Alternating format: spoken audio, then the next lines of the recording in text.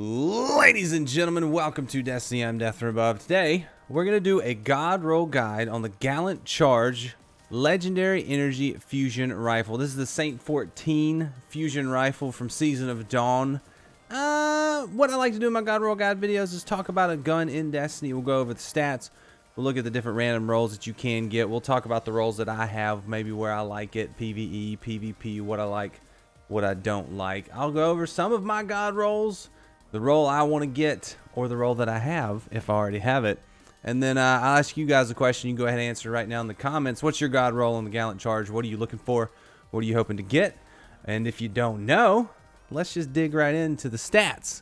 So, weapon stats for the Gallant Charge. It has an impact of 95, range 53, stability 31, handling 27, reload 24, aim assist 61. That's decent for a fusion rifle, I think. Inventory size, zoom, recoil. Recoil is interesting. Inventory size and zoom, not so interested in. Recoil 76. That's not too bad. I've noticed playing with this gun, the recoil didn't feel that bad, and the charge time and the handling seemed pretty swift.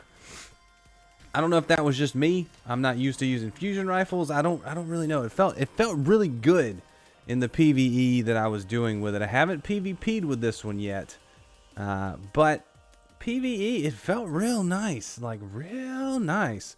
So more testing is needed for me on that to see if it stacks up with some of the I want to say top tier fusion rifles, but you know, most fusion rifles need some love right now, so maybe Bungie will get on that. But this one's pretty cool. I like the look of it, that's for sure. Charge time is 860, a magazine of 5. Means it's a hard hitting, high impact fusion rifle. Very good. I love a fusion rifle. It says this is a high impact frame with slow firing and high damage. The weapon is more accurate when stationary and aiming down sights. But I like to hip fire it. I do like to hip fire it. So let's move on to the rolls, and we'll talk. Oh, they put little icons beside it. Okay, cool, nice. I like that. My dog's barking at the front door. Always wonderful. So the color coding here on the random rolls: yellow means that the community has agreed this perk is good in PvE and PvP. Purple means that the community has agreed it's good in PvE. Red means PvP. So take that as you will.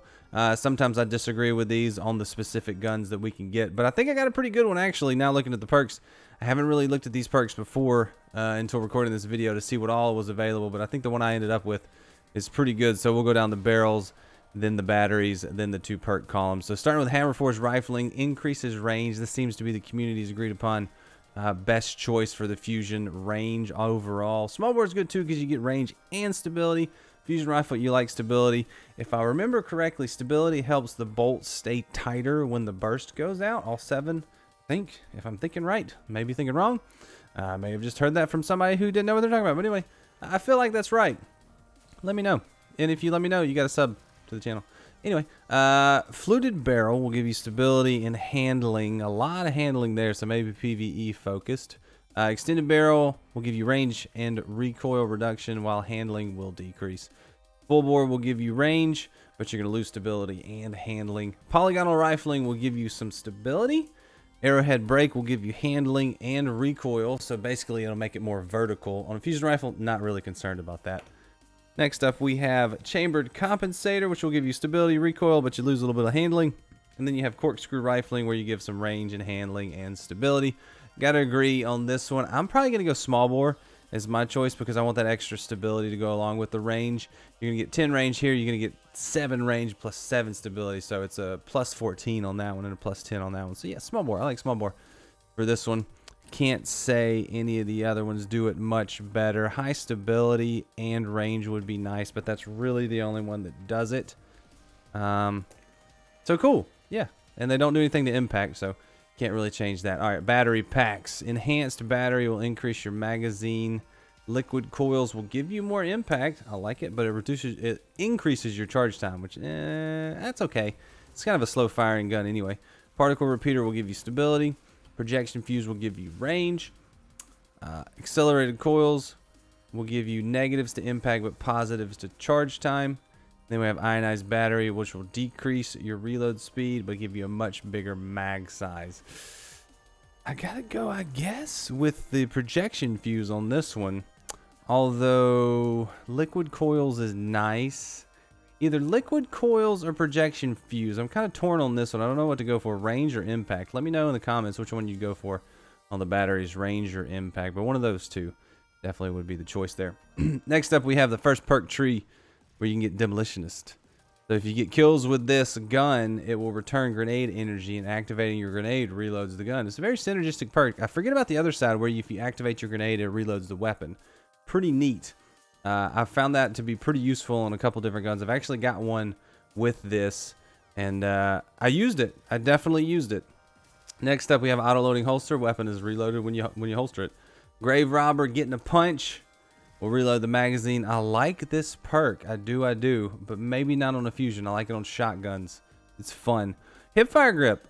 Increase accuracy and stability when firing from the hip. I actually like it on this gun a lot. I have one with hipfire and lead from gold, and I found myself using it a bunch.